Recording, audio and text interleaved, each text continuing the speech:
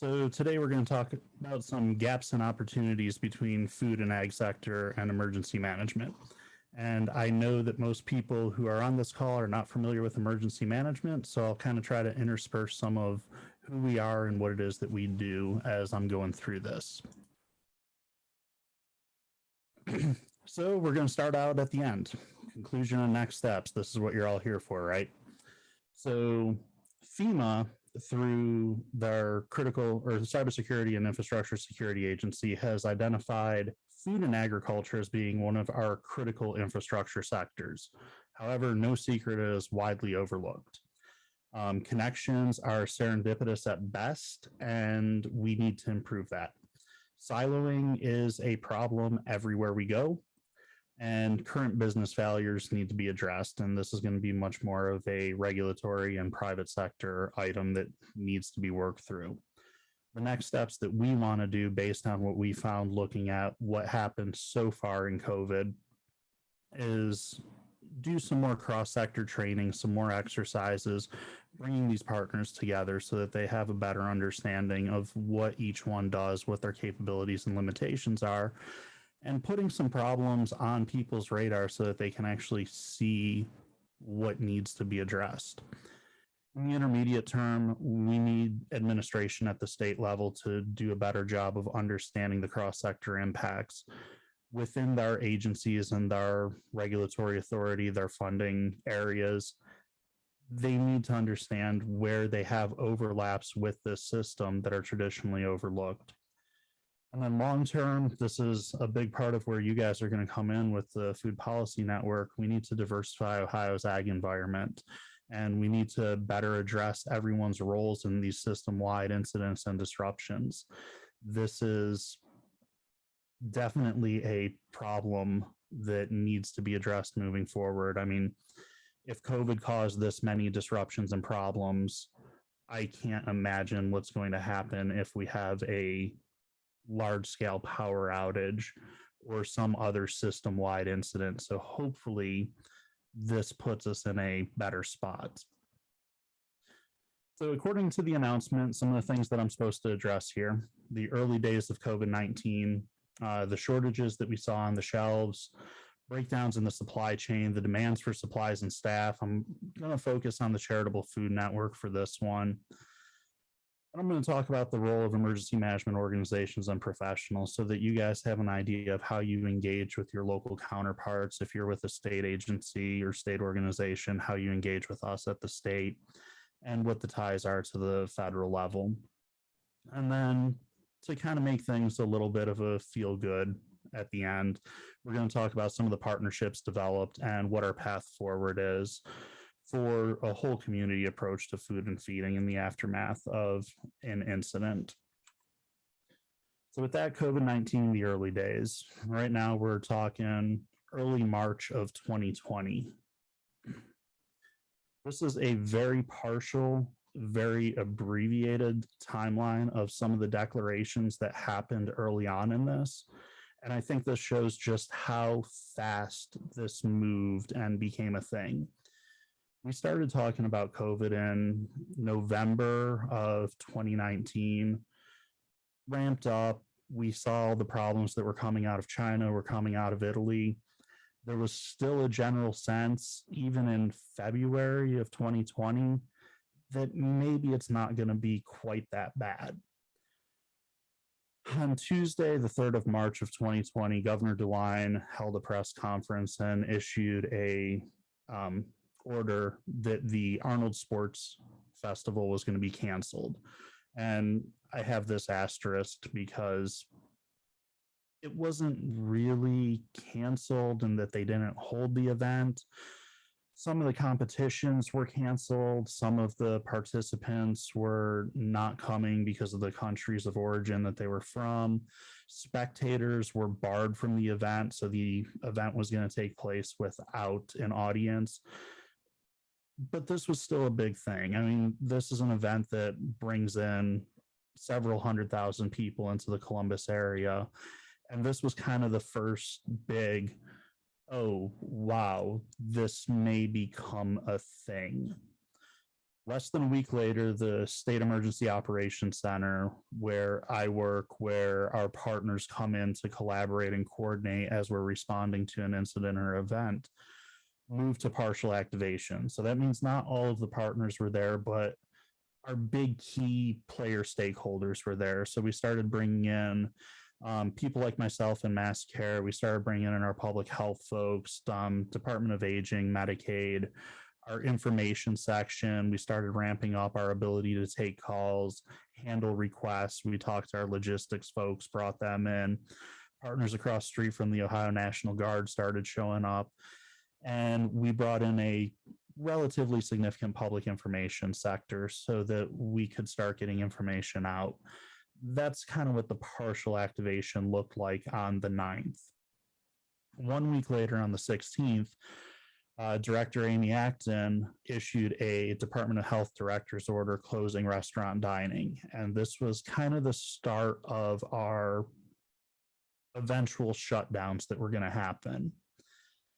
That week, from March 13th to about March 19th, there were a flurry of director's orders coming out of not just Department of Health, but Department of Aging was issuing some, mental health and addiction services were issuing some, Department of Developmental Disabilities were issuing. This was a really super active time where it became very clear that this is a thing and we need to work through it and address it.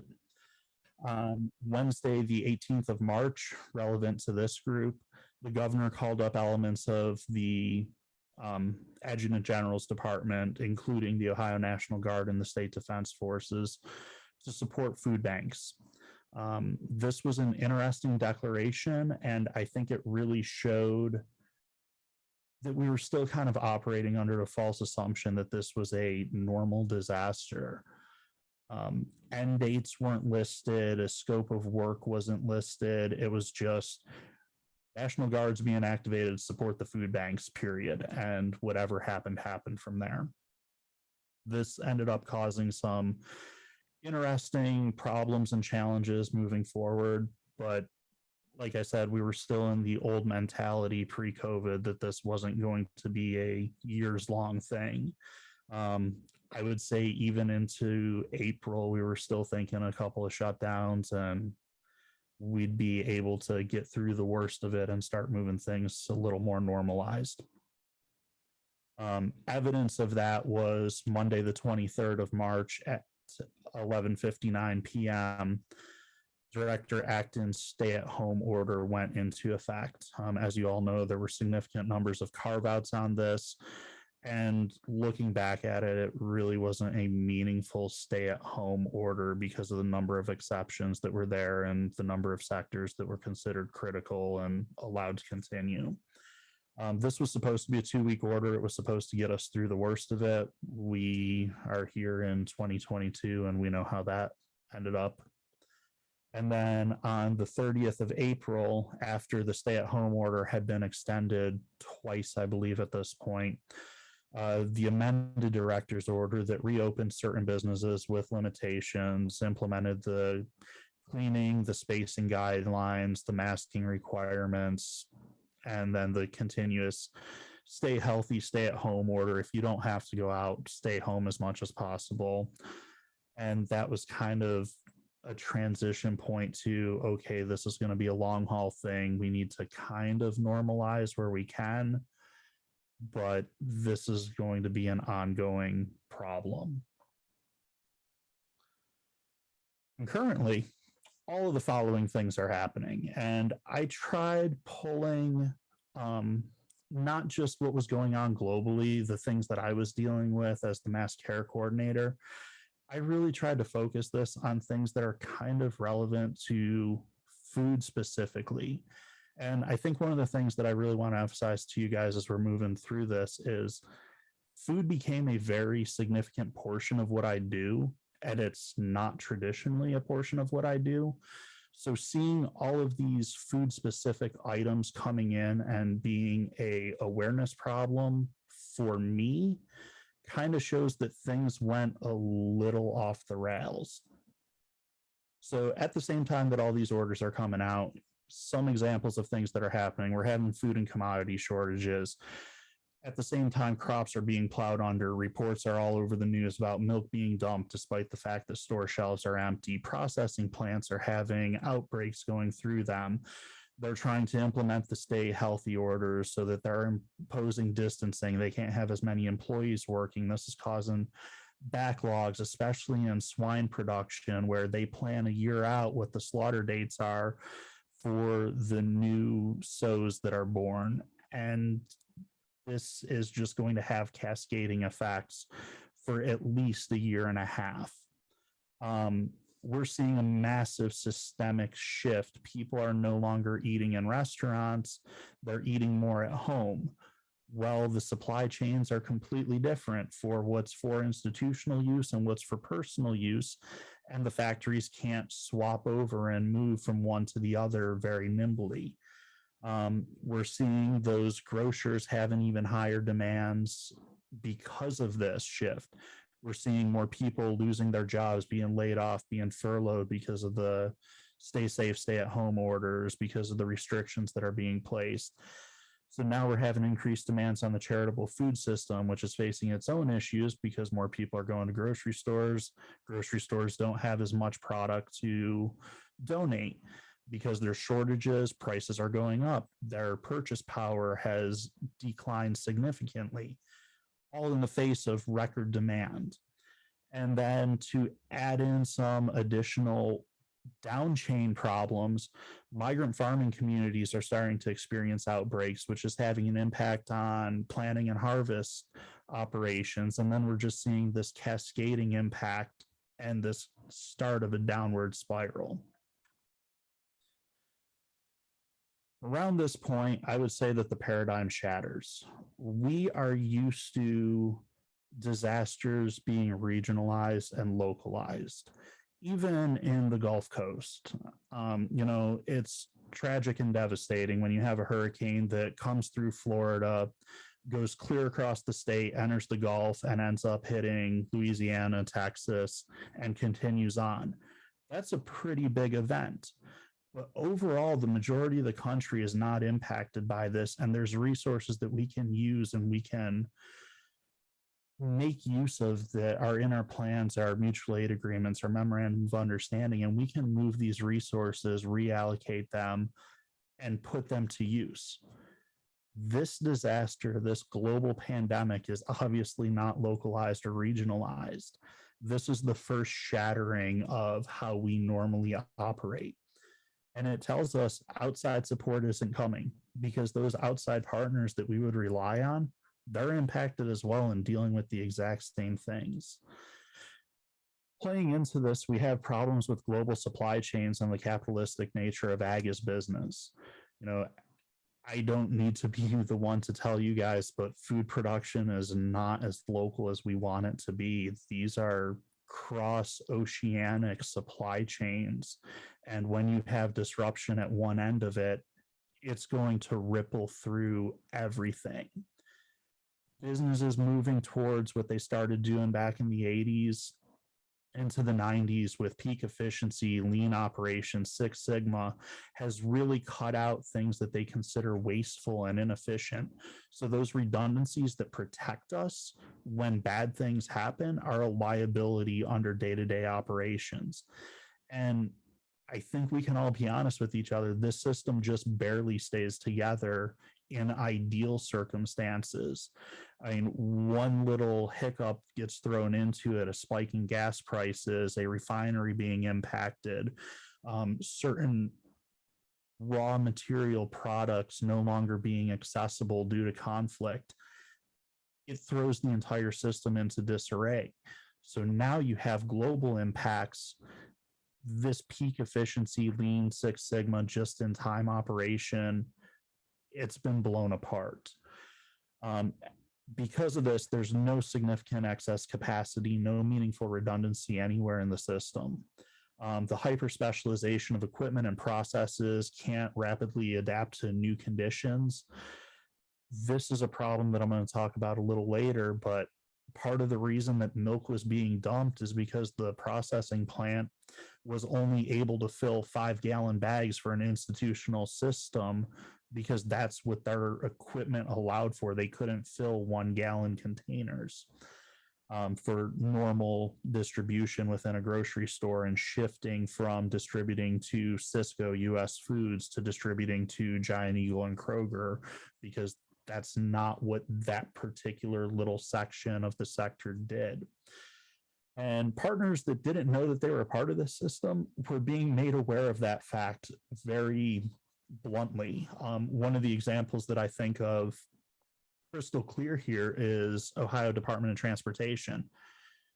ODOT will tell you that they're not a part of the food supply network. The overwhelming majority of grocery and food products are shipped by truck in this country. So that causes some problems when all of these truck drivers no longer have access to the services that they would expect. We have statewide orders saying that you can't eat in a restaurant. I'm a former truck driver. I'll tell you that 70 feet of big rig doesn't fit through the drive-through very well.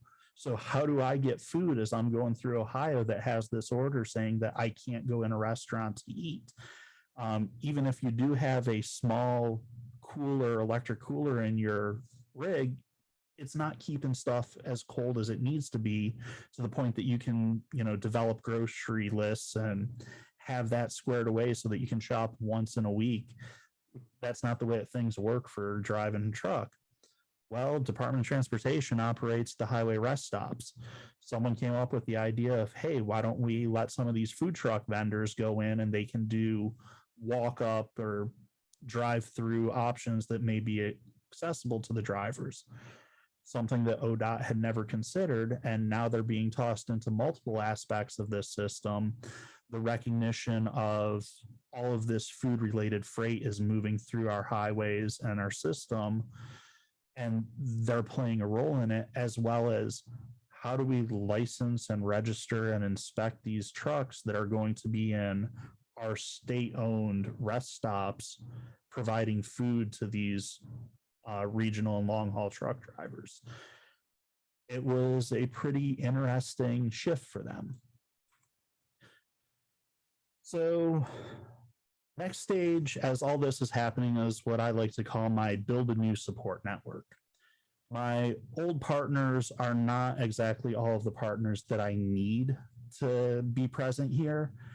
And I need to know people that I don't currently know. So I went through a little process for developing that network, let's call it.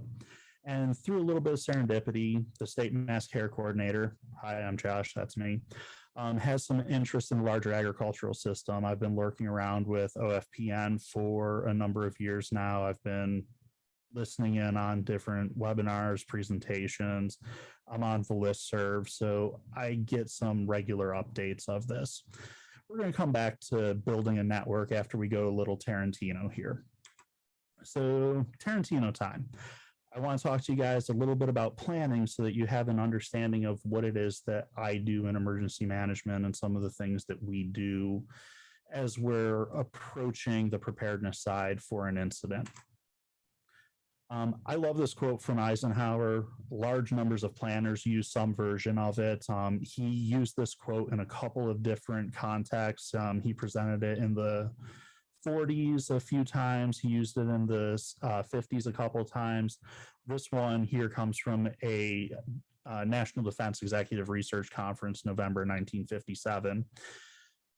But the quote that we always use is, plans are worthless, planning is everything. We all know that our plans are going to get blown out of the water because there's going to be some kind of bizarre, strange thing that we didn't account for, that no one saw coming. But the relationships that we build and the partnerships that we have are what help us to solve those problems. And by engaging in the planning process, those relationships, those understanding of what our partners do, recognition of their resources, the things that they can bring to bear, how we work together, sorting out our processes, our legal agreements, our legal responsibilities, repayment options, all of that stuff gets worked out in the planning process. So that's what really matters. And that's a big part of why I'm happy to be able to talk to OFPN, because we need more relationships between my tribe and yours. And those efforts that we'll undertake getting to know each other and understanding where each's capabilities are, what we can do is what's going to be beneficial. Um, so hopefully I give you guys a little bit of ammunition that you can use if you're going to be talking to your local emergency manager or talking to some regional people, some state people. You have a little better understanding of what we're about, where we come from, so that you can kind of bridge some of that gap and help my people to understand what you guys do and the value add of us working together and how it benefits not us, not you, but it benefits the residents of the state. It benefits the citizens of the country. And that's who we're here to try to help. So despite that, the plans get blown out of the water. Let's take a look at them anyhow. So in the state emergency operations plan, food as a whole is addressed in two places mainly. It's addressed in ESF 6 mass care, which is my emergency support function. We'll talk a little more about that in a minute here. And ESF 11, which is agriculture. And I put a really big asterisk on this because COVID-19 laid the inadequacies in here very bare. As we're going through, things are starting to pile up. Food is becoming a major issue on several fronts. The plan basically says, hey, it's food related. Let's call the Ohio Department of Agriculture. Well, we learned a very big problem very early on. The Ohio Department of Agriculture is largely regulatory focused on producers, processors, and packagers. They have some partnerships with the Ohio Trucking Association, the Ohio Grocers Association, Ohio Restaurant Association. Even then, we're still at least one level removed from, we have a food problem, we have hungry Ohioans, how do we connect the two? So that became a pretty big problem as we move through this. So what's in our plan? Agricultural plans for what I'm going to call normal operations, normal incidents, normal disasters, you know, your bread and butter stuff, the derecho that we had come through in, I don't remember, 2013, 2014, in that ballpark, the Memorial Day tornado outbreak in 2019, things like that, that we kind of expect are routine. The flooding that we see up in Northwest Ohio and the Findlay and Lima areas, like those are pretty expected. We kind of know what our disasters are going to be and what our plans are. Agriculture is very similar to that. You guys kind of know what your problems are. You're looking at novel zoonotic disease outbreak. You got to address the national veterinary stockpile. What's going on with wild and dangerous animal response, surveillance monitoring, regulatory enforcement. All of those things are parts of the agricultural plans. And as we look at this, I want you guys to take note of something that's incredibly problematic in emergency management and in US emergency management in particular. When you look at these plans, I hope you're recognizing that these are incredibly response related. They're reactionary. They're not preventative. They're not pre-planning. We have novel zoonotic disease outbreak in here because we have issues with African swine flu, because we have other avian flus that come in and decimate entire chicken populations. We have a national veterinary stockpile, which needs product distributed to large-scale industrial operations as a reaction to something that happens. Wild and dangerous animal response. This isn't in every state plan, but you bet it's in Ohio's plan, because you remember a few years ago, we had the gentleman in Zanesville who released his bears, lions, and tigers, and that became a major state incident that needed to be resolved. I have some asterisks on here for radiological incident and agri-terrorism. These two tend to be underrepresented in plans for a couple of reasons. Radiological incident really only needs to be addressed in a REP, a radiological emergency plan, because a nuclear plant is within 10 or 50 miles of a location. So in Ohio, we are in the planning zone for 3 nuclear plants. We have Beaver Valley over in Pennsylvania, right along the eastern edge of the state. We have Perry and Davis-Besse up along Lake Erie. So we have counties within the 10 and 50-mile planning zones for those. And then we have parts of Northwest Ohio that are within the 50-mile planning zone of Fermi, which is up in Michigan. Even though there's still some gaps here and some problems, especially if you look at that 50-mile planning zone, we do really well within the 10-mile planning zone. But if you talk to some of your partners with your that you would talk to through your county extension services or through your farm bureau, if they're within that 50-mile zone, do they know that there's a chance that there's going to be guys in Tyvek suits showing up on their farm, taking measurements and samples and telling them that they can't sell anything off of that farm? We do a really poor job of communicating this. So this is another aspect of EM that we need to get into the practicing field and have that understanding that this is a thing. Agri-terrorism is sometimes talked about within terrorism annexes. I've seen this in a handful of local plans. They're very high level. They usually focus on how do we coordinate with FBI and federal partners, but they can be in there as well. Now, what I want you to notice is this quote here. Coordinate and facilitate the shipment, transportation, and storage of foodstuffs from manufacturers, warehouses, and distributors to move foodstuffs to impacted areas that are experiencing food shortages and to central Ohio or central locations for further distribution. This is bullet point X, the 24th item on the assignment of responsibilities for the Ohio Department of Agriculture. This is not a thing that we practice or that happened or that was even on the radar when we started having some of these discussions.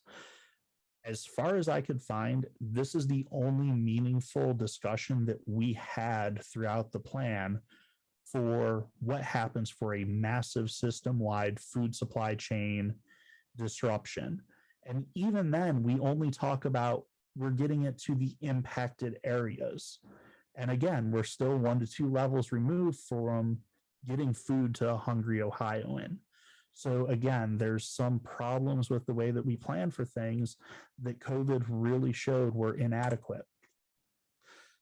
So let's talk FEMA doctrine. So you kind of have some starting points for where some of this stuff comes from. FEMA outlines 16 sectors that are considered critical infrastructure. These are things like healthcare, critical manufacturing, energy, communications.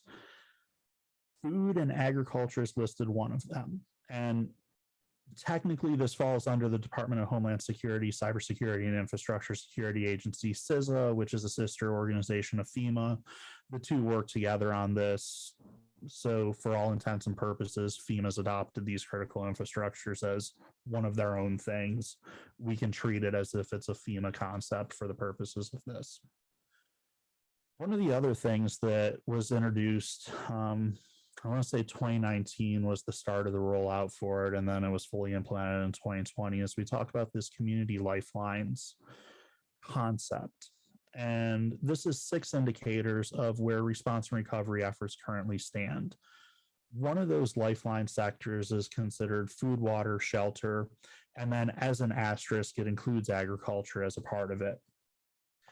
Community lifelines are significantly less important for you guys to understand. They're more for us and practitioners in the field, especially local and state level emergency managers, because this kind of gives us an opportunity to use our experience and our gut level feel to say, hey, this is roughly where we are and what we think is going on. And this is where we may need to focus some efforts. We need more support, things like that. Emergency support functions, these are 15 broad areas. So transportation, communication, search and rescue, firefighting, public information and notification, mass care, food and agriculture, public health. These are ways that we bring together all of the partner agencies to focus on a particular function, with a certain agency serving as a lead and then all of the other agencies serving as support agencies. So Ohio EMA is the lead agency for ESF 6, where I am as the mass care coordinator. I have within the plan 23, 24 partner agencies that are support agencies. And then when we consider some of those as like a VOAD organization, voluntary organization active in disaster, they bring to bear, another 120 partners. So this is a pretty broad network. ESF 11 is obviously led by the Ohio Department of Agriculture, and then they have all of their additional partners in there as well. There's 15 ESFs at the federal level. There's 15 ESFs at the state level. Ohio's ESF 14 is recovery. Federal ESF 14 is public-private partnership.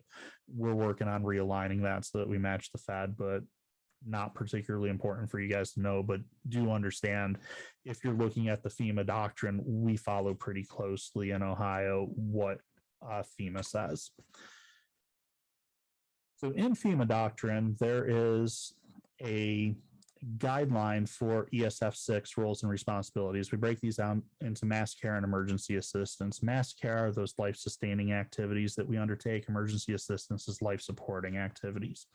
Under mass care, as the mass care coordinator, I'm responsible for handling all statewide initiatives as it pertains to sheltering, feeding, emergency supply distribution, and reunification efforts. Bread and butter stuff in the immediate aftermath of a disaster. Emergency assistance, I have to make sure that we're addressing the needs of individuals with disabilities, other access and functional needs. We're considering households with household pets, individuals with service animals, and then support for mass evacuees. And I want to call attention to this because what you're going to see for the rest of the COVID response very rarely fits within these 7 things that I'm supposed to be doing. And what happens with ESF 6 is we kind of end up with all of those things that don't fit neatly into another ESF. So back to the current timeline, which is March of 2020. ESF 6 is responsible for feeding and emergency supply distribution. We just talked about that. Partners that operate congregate feeding operations in shelters or fixed sites. Here I'm starting to think of some of our VOAD groups. The Southern Baptists roll up with their kitchens. Salvation Army has their mobile feeding units. They partner with the Red Cross and provide feeding options within shelters when Red Cross sets them up. And then we do distribution of emergency supplies. Quite often this is cases of water, prepackaged, non-perishable meals, meals ready to eat, shelf-stable meals, things along those lines. So I have a couple of levers that I can pull here, but we're pretty limited. And the main point that everyone kind of hyper-focused on is, oh, ESF 6, you do feeding and supply distribution. That's basically the food banks. That's what they're doing. They're doing supply distribution of food. That means food banks are now an ESF 6 thing. I have never at any point in my career worked with a food bank. And it wasn't until this incident that I even knew that there was an element within Job and Family Services that serves as a liaison partner with the food banks, and that's all they do is coordinate efforts with the food banks. So this is coming back to an example of we don't know who we don't know, and we don't know what we don't know. So food banks are now suddenly an ESF 6 thing. A number of other things are also becoming ESF 6 things as well as this is going on. I'm suddenly being thrown into state quarantine site planning, guidance documentation, coming up with plans for us at the state, guidance that we can hand out to the locals. Transportation, how are we moving food, medication, people around? What do we do with individuals who are on dialysis, but are a vulnerable population and they need to go somewhere, but public transportation is currently shut down and we have all these orders in place? Homelessness and sheltering work group. What do we do with all of these homeless shelters that can't really implement the CDC recommended amount of space and change over their ventilation? We need contracting solutions. Oh, hey, since we got the guard working with the food banks, you're now the liaison between the guard and the food banks. We might need a hotline, so we need to talk to the Ohio Association of Information and Referral Services, which is better known as the 211 network. We need volunteers all over the state. Of this list, one, maybe two of these fall into my normal, what I do on a day-to-day basis. So these are some of the other things that are happening while I'm dealing with being thrown into the food system. So leading up to the whole Build a Support network, I'm sitting in on Ohio Department of Agriculture work group calls. And this is because we know that there's problems with the food banks. You need to get involved with the Ohio Department of Agriculture and figure out where these problems are and where we can solve some of them. As I'm sitting in these calls, these are some of the topics that we're talking about: population or potential for depopulation, stress on slaughterhouses, packagers, Ohio Restaurant Association, the impacts of the shutdown orders, people being laid off, restaurants looking to close in a couple weeks if they can't get reopened, statewide commodity producer interest. This is like the Ohio soybean, the Ohio corn, Ohio Beef Producers Associations, Ohio Cattlemen's, organizations like that. We're having some discussion about institutional supply backups while consumer supply shortages are occurring. Cisco, US Foods, groups like that are trying to figure out what they do with their product that they can't push out to the restaurants. How can they get it used when it's in these industrial packaging and shipping cases? How do we deal with that? Oh, by the way, we're starting to have some problems with the migrant farming community experiencing outbreaks. They can't move from the southern states into Ohio as we're getting ready for planting season. We need a sub work group focused on the migrant farming community. I got pulled into that one. Food shortages, supply chain disruptions, crops will need to be plowed under, the dumping of milk, specialized machinery. I talked about the 5-gallon bags. Major problem in the egg industry. The machines for institutional setups are set up. They pick up 144 eggs at a time. They put down 144 eggs at a time in a large flat for one gross. There were no extra 12 egg cartons floating around. And even if there were, their machinery couldn't accommodate that. So we're talking about some of those problems. Me sitting in the background, hey, what about food banks and getting food to hungry Ohioans? And I kind of got some blank looks when I brought that up. So realizing that this is a much bigger problem than we're even thinking it is at this point. So what do? First step, I phone a friend. This is the kind of person that I think a lot of you guys know and appreciate. She's a small scale farmer. She does mostly produce. She has some livestock, maple syrup, some honey. Her husband is a large animal veterinarian. He's pretty plugged into this network. I just messaged him one day. I'm like, hey, can we talk for 20 minutes? I don't understand why this is some of the problems that they are. We're having shortages, but we're destroying product. How does this work? You know, you have some chickens, you work with these slaughter plants, explain these problems to me. So that's kind of where I started and realized that, okay, there's a whole lot of stuff that I don't know here that I need to get up to speed on very quickly. So like I said earlier, I've been kind of lurking with OFPN for a while. I recognize Professor Clark's name. A lot of emails that you guys see come to her. Dawned somewhere in the back of my head that, you know, she had the Glenn College and the signature line. I'm a Glenn alumni. Hey, why don't I reach out and we can see what we can do here? Cold emailed her. We'd never met before. Hey, I'm with the state. I need help, which is a welcome change from, hey, I'm from the state, I'm here to help.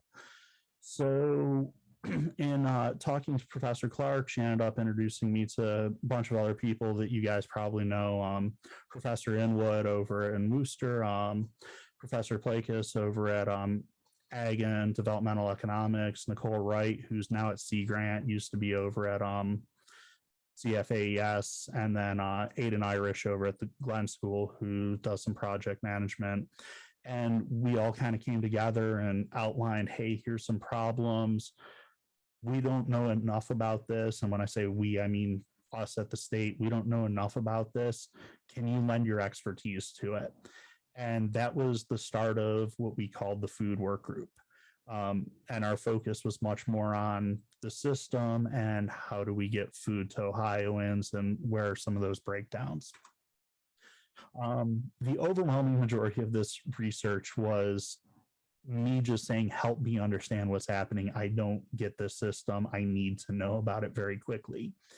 At the same time, I ended up becoming very close with the Ohio Department of Job and Family Services Office of Family Assistance Programs. Again, some programs that you guys probably recognize: TFAP, the Emergency Food Assistance Program, which supports most of the food banks. The Commodity Supplemental Food Program, again, supporting food banks, institutional settings.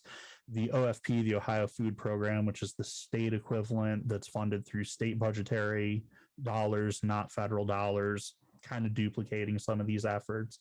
And then SNAP and the Ohio EBT, which ends up becoming very relevant as it becomes part of the pandemic EBT or pandemic SNAP programs.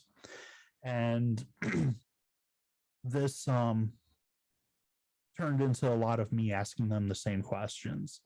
What are you seeing with the food banks? Where are your shortages? Where are these problems coming from? How do we fix them? So this was interesting. There was a lot of reallocation of funding that was happening. Eventually, we started getting CARES Act money. We started getting American Reinvestment and Recovery Act money. The different programs through our partners over at USDA, they started doing their commodity food boxes, some of these other things. So trying to keep in touch with this Office of Family Assistance programs and understanding what's happening on the ground with the food banks.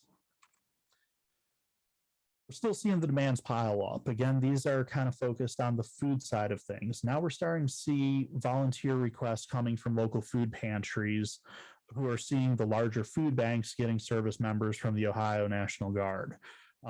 Schools are starting to call and say, hey, we need support distributing meals, which are being funded by other federal programs.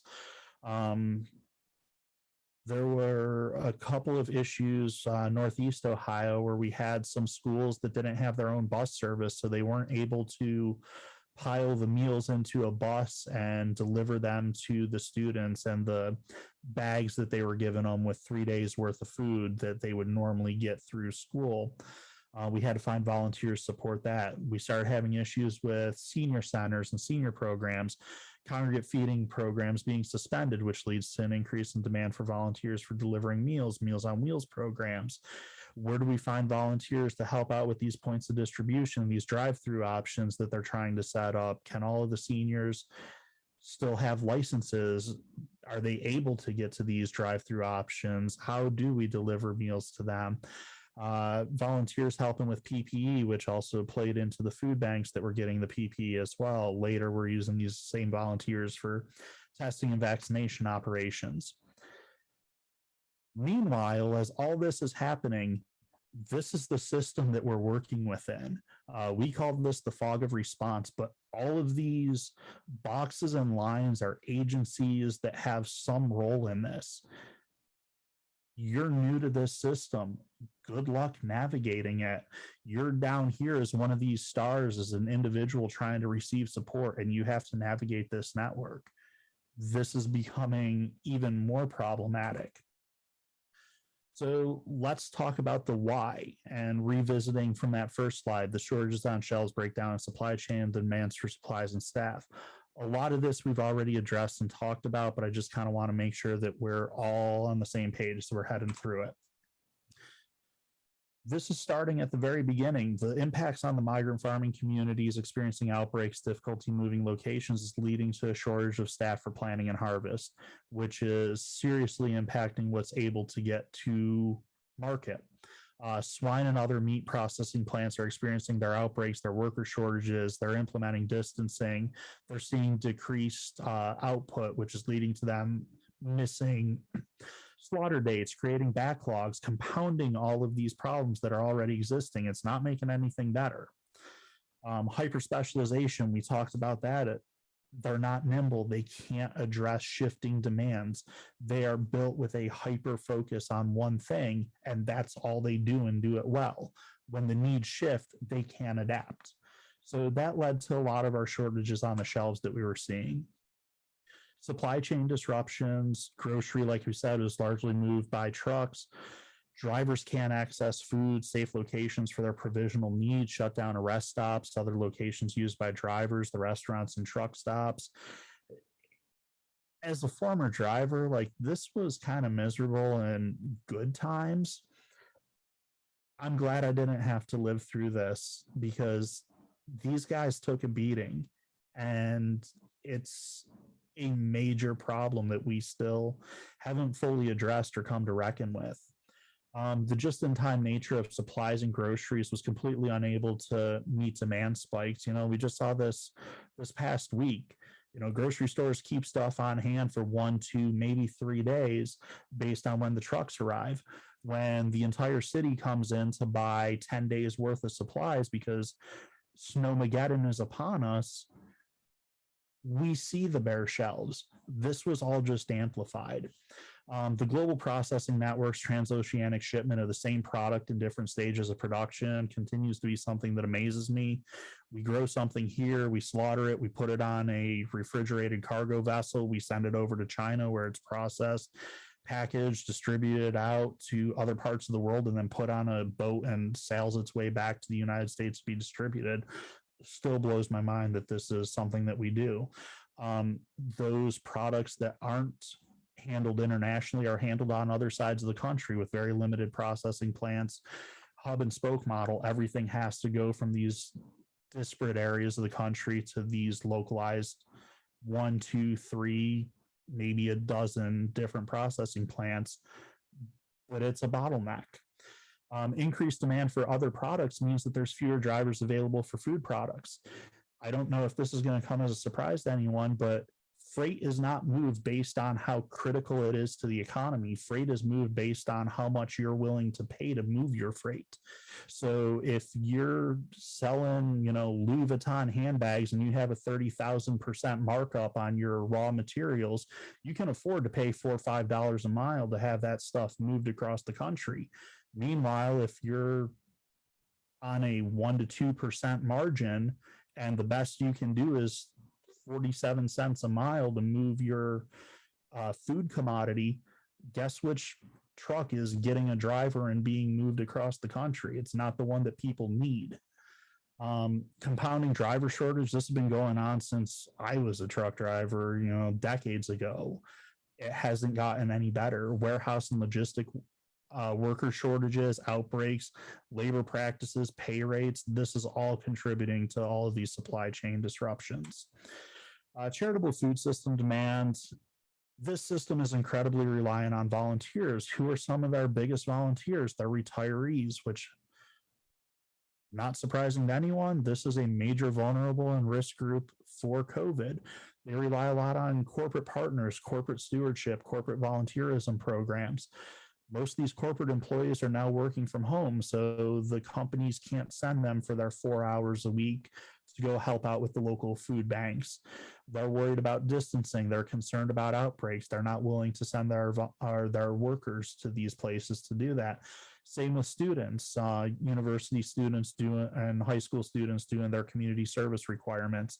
They're in virtual classes. They have the same distancing concerns. They're principals, school boards, they're worried about disease outbreak. They're not willing to send them into these environments anymore either. Systems incredibly reliant on donations.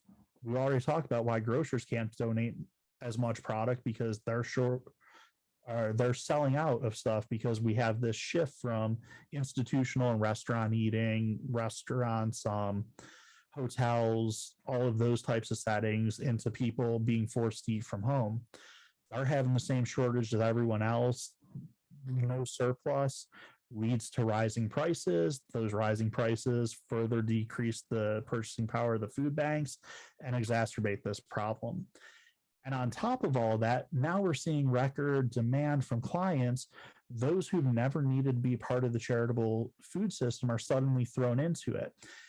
People who've been laid off, furloughed, parents who need to remain at home, not having the school lunches provided, which we kind of talked about. It was a bit of a mixed bag program. Not all distribution programs were as successful as others were. That was problematic. Clients are trying to navigate this on their own, and traditional systems that required casework involvement are being suspended and eliminated. No longer, when you show up at the food bank or the food pantry, are you sitting down with the caseworker who's helping you navigate these programs. You're now showing up at a drive-through operation, keeping your windows up, showing them a number of fingers for how many people you have in your household, popping the trunk, and they're putting that amount of food into your trunk and waving you on because we don't want an outbreak happening. So we're back to this. You've never been a part of this charitable food system. You don't know where to go. I call my local job and family services. Hey, this is what's going on. Can you help me? You're not one of our target population. Sorry, we can't help you. Well, meanwhile, the school age children are eligible for this program that's being administered by the Department of Education. And, grandma who's living with you is eligible for these programs that's being administered by the Department of Health and the Department of Aging. But JFS doesn't know that because that's not their target population. So one of the big things that we did as we worked through this is created a database of all of the programs that exist and who their target clients are so that we can educate our partners. Hey, you get someone who shows up, they're not one of your clients. They don't meet your eligibility requirements. Ask a couple of questions and point them to and make the connection to the program that benefits them. Because, a number of these programs come from USDA at the federal level, but when they hit the state level, there's 13 different agencies that are administering them. I don't know what's going on at JFS if I'm a Department of Health employee. I don't know what programs at aging are being impacted by the Department of Education. Very different populations. And again, we silo, we hyper specialize. We don't know what our partners are doing. Hopefully this database helps to provide some resources to bridge some of those gaps. So the role of emergency management organizations and professionals, what is it that we do? I talked a little bit about ESF 6, the 7 main areas of responsibility that we do. And what we do is we coordinate. The overwhelming majority of emergency management agencies, skipping a couple of exceptions like parts of Texas, most of Florida, parts of California, we don't have hundreds and thousands of employees. We're not showing up to a disaster and doing stuff for you. I said I'm responsible for sheltering and feeding. That's strictly coordination. Josh isn't showing up at your shelter and staffing it. I'm putting you in touch with the people who can do that and the partner organizations that are signed to us with memorandum of understanding and mutual aid agreements to do that. So we coordinate, we provide resources, we provide subject matter expertise, we help with purchasing requirements and getting declarations in place and kind of greasing those cogs. However, there are stark differences at the local, state, and federal level, not the least of which is the number of staff, the amount of funding, what their deliverables are, what their legal requirements are, what their area responsibility is. Is it within a single jurisdiction, a single county? Is it statewide? Are they regional? Are we able to specialize or not? At the state, we're supposed to have, I want to say 97 people at our agency. That gives us some opportunity to specialize. Our grants people do grants. Planners like me do planning. Our radiological folks do radiological stuff. If you're in, Buckeye County with a population of 40,000 and it's you, and you're also the part-time emergency manager and you're the part-time 911 coordinator, I can almost guarantee you that 90% of your time is going to the 911 coordinator position, but now you're responsible for all of the grants, all of the mitigation, all of the planning, all of the response efforts that are happening within your jurisdiction. That makes it very hard for a local jurisdiction to reach out to you guys and understand that they have to do that outreach, that engagement with non-traditional partners. We see the usual suspects. They don't have time to cultivate those new relationships, and they work with the police departments, they work with the fire departments, they work with the normal response agencies because that's who they know and work with. Like I said, a lot of these folks are not full-time, and meeting the bare minimum for grant deliverables and legal requirements as specified in Ohio Revised Code and Ohio Administrative Code is challenging enough. let alone me coming down from the state in Columbus saying, hey, you need to do a better job talking to your local farmers and producers and figuring out what you're going to do if your supply chain's disrupted. I can't wrap my head around that at the state level. You're going to tell me in, rural Buckeye County of 35,000 that I have to do this in addition to all of these other things I have to do. When am I going to find the time? So this is why it's going to be incumbent on you guys to bridge some of these gaps and make this approachable and understandable if you decide to engage in this front. They have to be, like I said, versed in all phases of emergency management and subject areas. I'm lucky I get to be a planner. Our grants people are lucky they get to be grants managers. These folks are doing all of it.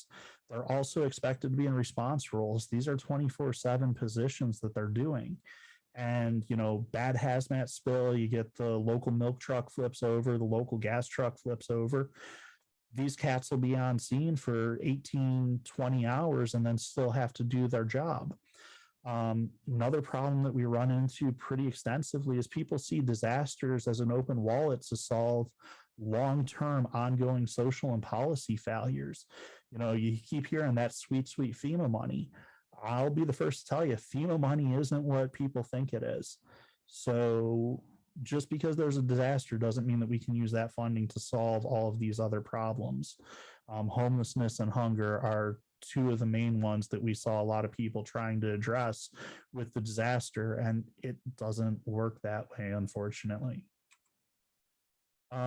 So, kind of happier note, what are some of the relationships and partnerships that were developed? Again, I try to focus some of this on the food side of things.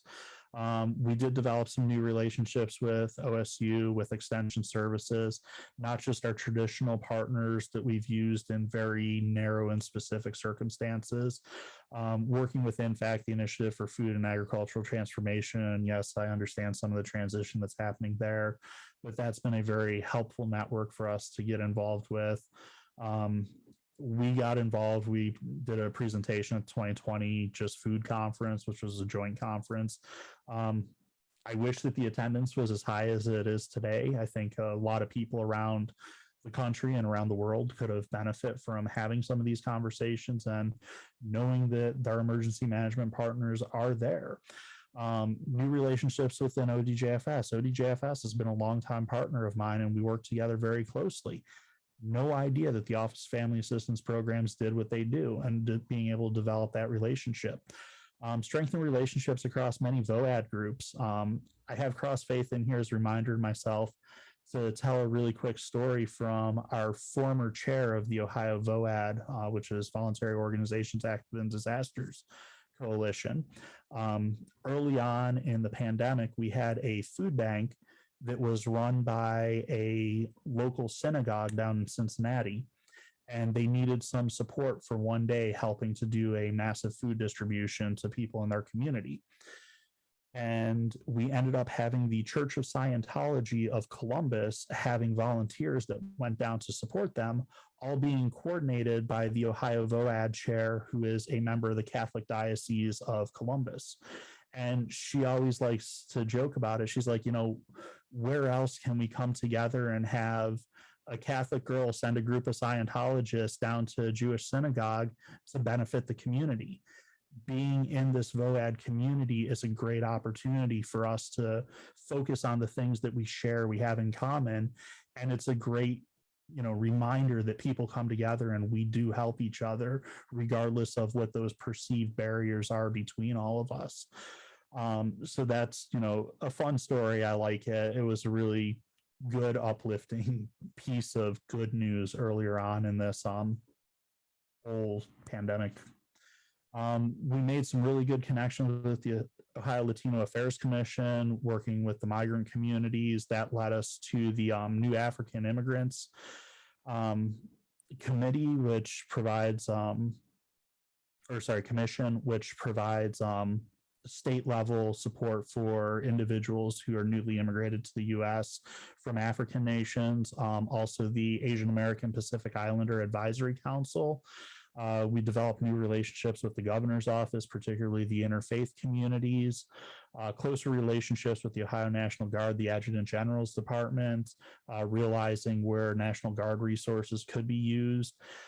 The inappropriateness of calling for the Guard at all times, because understanding what their capacities are and remembering these are citizen soldiers, they're doing stuff in the community as part of those, 28 days a week or a month that they're not at drill. So you're pulling them from those responsibilities to fill a need somewhere else.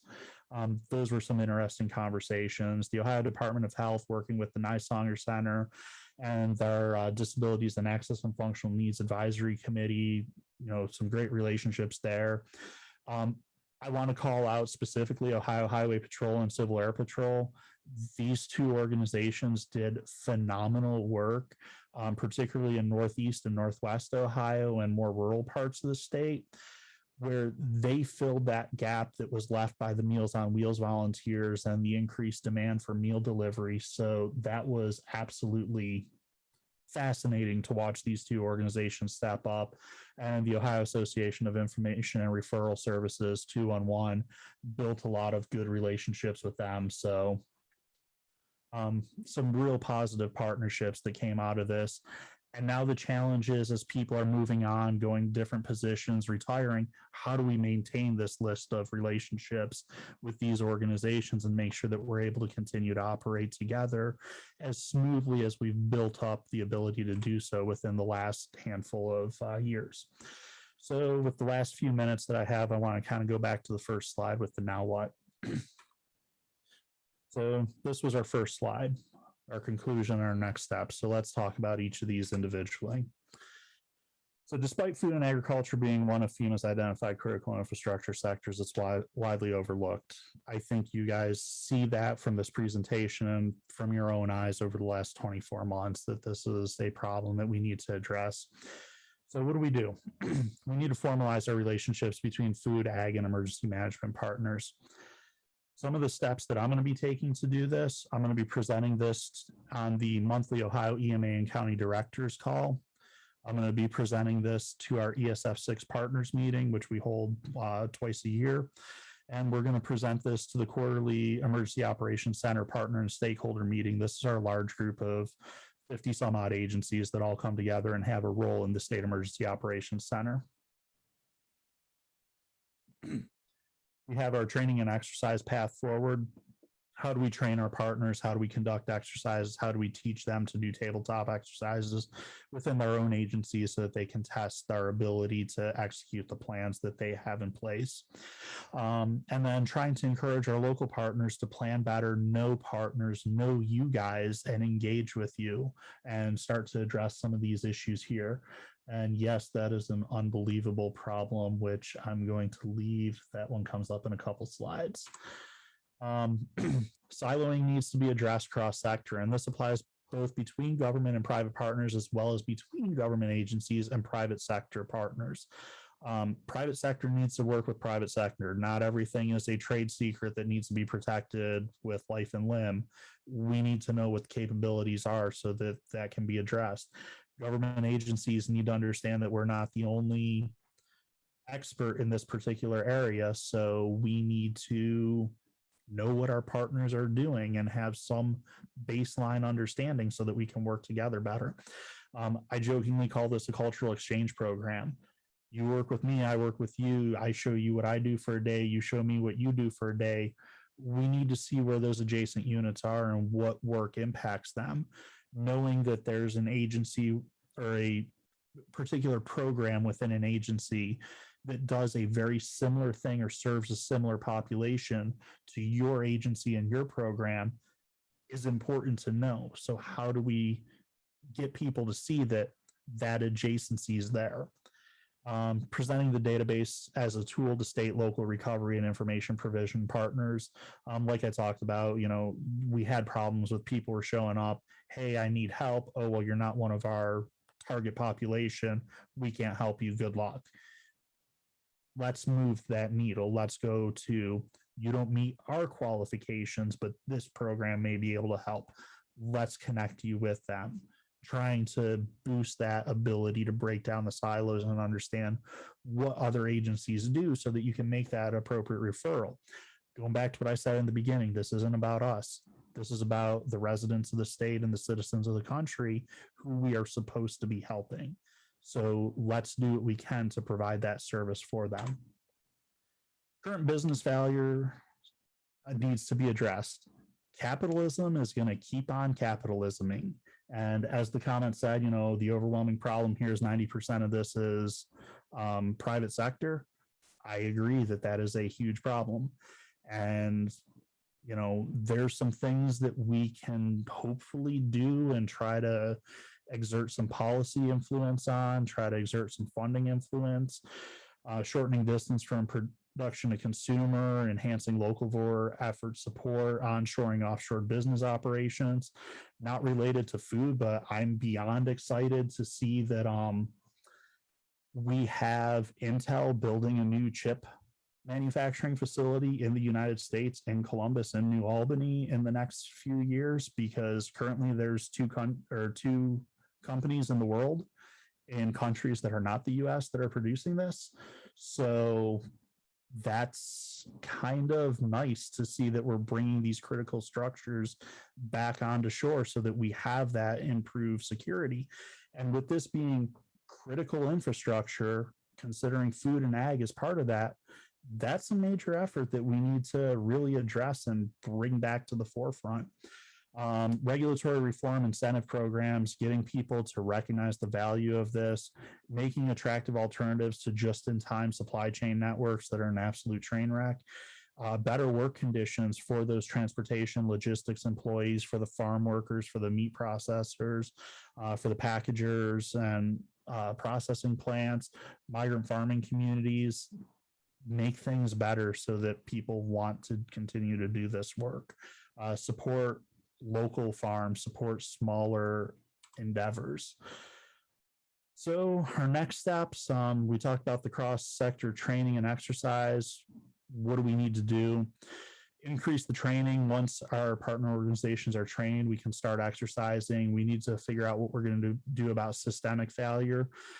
I have zero faith that COVID is the last major systemic disruption we are going to see through the course of our careers. We need to make this a bigger consideration in our planning efforts, and what happens when all of those plans that we make for localized and regionalized incidents are no longer local and regional, they are wide scale, system wide. We need to work with our state level administration, come to terms with their capacity issues, their lack of coordination. We need some very intentional top-down directed silo busting. You need to start working with your partner agencies, especially in programmatic areas that are similar. You need to understand roles and responsibilities for agencies that look at themselves and say, well, we're not food related. We don't have any role in this. ODOT was the example that I used earlier, but let's look at how overwhelmed a number of our caseworkers were and social service providers and shelter providers, because we saw an increase in domestic violence cases that stemmed from a problem with food in the household. That was a huge overlooked problem that didn't get nearly the attention that it deserved as we move through this.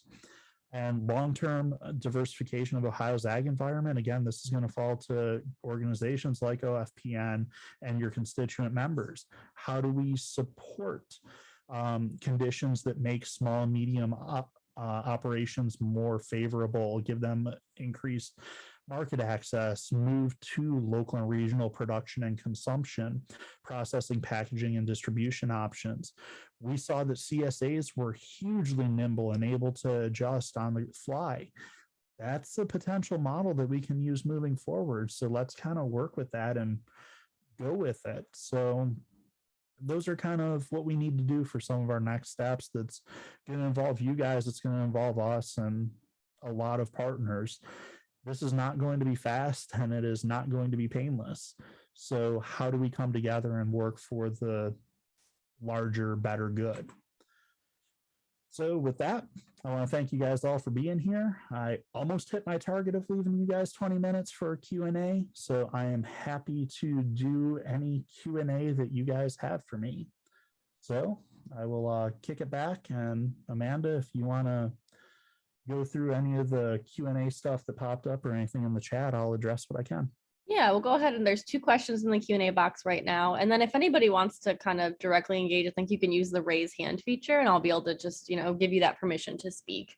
So the first question says, here in Maryland, we're working with local emergency managers to include emergency feeding in their non-congregate sheltering plans.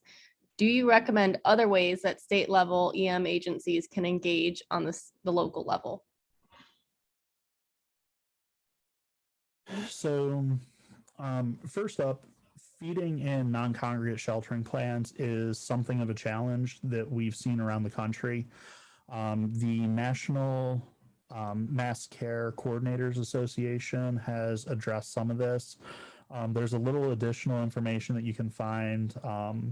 Amanda, remind me to put this in the resource list, but it's the National Mass Care Plan, and that is a collaborative effort where people list best practices, after action reviews, items like that. So there's a couple items in there for how to do that. How to get state level EM agencies to engage on the local level is challenging. Here in Ohio, we have a very weird home rule structure state, so there's not a lot that at the state level we can make locals do. So the best that we can do is try to continue to educate them and provide resources to them and connections. What I would recommend doing more of, though, is more local to local outreach. So if you have a concern that impacts the community, reaching out to the local emergency management agency, kind of giving them an overview of, here's some thoughts that we had, here's some things that we've seen work in other places, and kind of the education side of it. And then how do we help you to implement this here? What partners do we need to work with? Especially if you're talking about non-congregate sheltering plans, that's going to be handled by a handful of different organizations. So how do you make the connections to them to provide the feeding options that are necessary for that non-congregate? We heard from our partners at the Red Cross that this was an incredible challenge that they had around the country during COVID, and it made it very challenging, not just for feeding, but because of the non-congregate nature, made it harder to interact with people for the general social service provision as well. So I'm happy to see that you're addressing some of the non-congregate issues, and wish you luck on it. All right, and the second one's a little bit longer. It says, one thing we've been seeing in the latest round of disruptions are spot shortages. One store might have gotten a normal shipment and be fully stocked, but a different chain down the street didn't get theirs. It's not a huge problem for someone like me who has time and resources to go to a few stores if I need something in particular, but a lot of people can't spend a ton of time grocery shopping. Is this something you've seen in Ohio? And if so, how are you handling it? So speaking as an individual, this is something that I've seen. Two examples that I use that are, epitome of first world problems. My normal grocery store, I haven't been able to find Lee and Perrin's Worcestershire sauce, and I haven't been able to find Ortega taco seasoning. However, I went to a Kroger the other side of town, and both products were there. So yes, we are seeing it, at least heuristically. I don't know that there's any concerted statewide effort to address that because, again, like I said, capitalism going to keep on capitalisming. This is an issue between distributors, their supply shortages, and who they're choosing to allocate product to based on their customers. So if their contract with Kroger is more favorable, that's who's going to get it versus an online distributor or one of the smaller scale retailers. There's still a handful of IGAs floating around, the independent grocers. I don't know what things look like for them, unfortunately, but I do know that we've talked over the last several years of the problem of food deserts in Ohio, And just looking at everything that's happened without or throughout COVID, I cannot possibly see that this is not an issue. How we address it is going to be a much longer discussion that is well outside of my area of expertise. All right. The third question that was in the chat box was asking just for a copy of the map. So I posted the OSU landing page, Josh, that I think has most of the documents, and then a direct link to that PDF of the fog of response map. So I'm not sure if there's any other maps to share, but those are the ones that I went ahead and linked. And I can put those in the chat box too for convenience. So. Okay. And that's one of the links that I'm going to provide is that landing page, and then the fog of response map. I really recommend looking at it on a really large monitor. I'm looking at a 27-inch monitor right now, and that's about the only way that I can read that map. And we actually had some internal discussion within our work group about, do we want to present this? And I was very emphatic on, we need to present this because this shows just what a train wreck this entire system is and why we need to do the work that we're trying to do. We have a smaller group that looks at just the SNAP, the EBT program. It's a much more manageable map and visual, but I wanted that spaghetti monster to show up, and this is what we're dealing with and why we need to streamline and make things more efficient and more effective. There was also a request for if you could send out any details you have regarding the cultural exchange program that you mentioned. So calling it a program is generous at best. I think of this kind of in the way that I work with some of my partners. And a lot of that is very self-directed and self-initiated, where, hey, I have a free day. Do you mind if I come and hang out with you and see what it is you guys are doing? Can we spend the morning talking about your different policy areas, your program areas? Can you introduce me to other people in your shop that I may need to know? And then let's take the afternoon and I can talk about how this ties into what we're doing, where I see some opportunities for collaborative efforts, or, you know what, that program sounds really familiar to what my colleague over at Y agency does. Why don't I introduce you guys and let you talk some stuff out? And, maybe that can build some enhanced understanding of who's doing what. So calling it a program is definitely not a fair characterization, but it's just kind of what I refer to it as. How do we build a system for information exchange and getting people to understand what other people do and help break down some of those silos?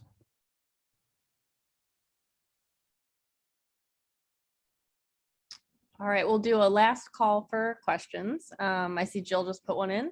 It says you've described developing new relationships during the pandemic to learn more about the food system. What types of knowledge and expertise are you still seeking? And that is a hole with no bottom. The longer I do this, the more I realize the less I know. So any kind of new knowledge and expertise are always welcome. I talked about this a couple of times. I kind of used the phrase, we don't know what we don't know, and we don't know who we don't know. And that is forever a problem to me, the unknown unknowns, because those are huge blind sides that we can't address. I tell our partners all the time, if you're seeing something that we're not addressing, it's because we don't know about it. So if we don't know, we can't do something about that. I don't have a good answer of like a narrow, these are the 5 things that we need to know. We do have a new planner who's assigned to Department of, or let me rephrase that. We do have a new planner who's assigned to ESF 11 for agriculture. He and I are going to be spending some time talking. I'm going to try to get him up to speed on some of these items that kind of need to be addressed through that front. I'm going to continue on with the ESF 6 side of things, coordinating the food work group, who do we need to bring into this? Who do we need to talk to? What other presentations do we need to try to get on the calendar for? We'd like to try to do a publication for the Journal of Emergency Management where we try to bring emergency managers up to speed on some of these issues. So those are kind of some of the areas that we're trying to address. So I know that's not a good answer, Jill. If you want to talk later on, we can.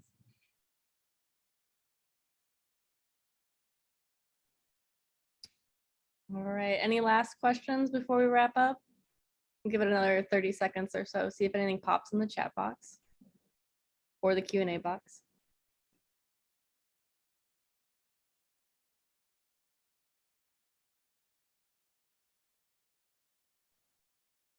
All right, so I guess we can transition into wrapping up. So this is a recorded session. So we will be placing this on YouTube, and we will get the link to the recording out to the network and anybody who registered for this session today.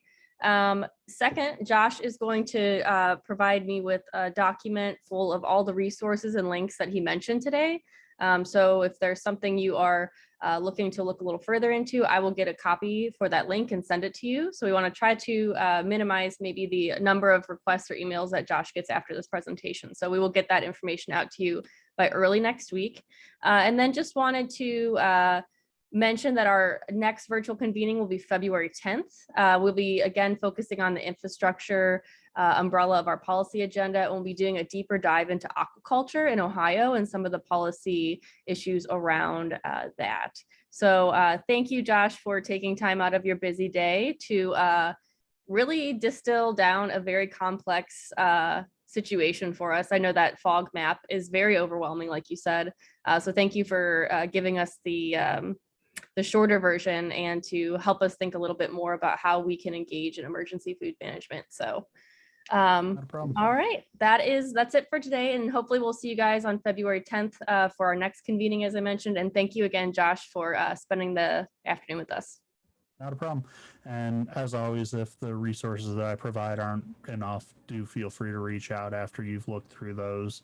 And I'm happy to make connections where I can and help out however I can. All right, have a good afternoon, everybody. Thank you.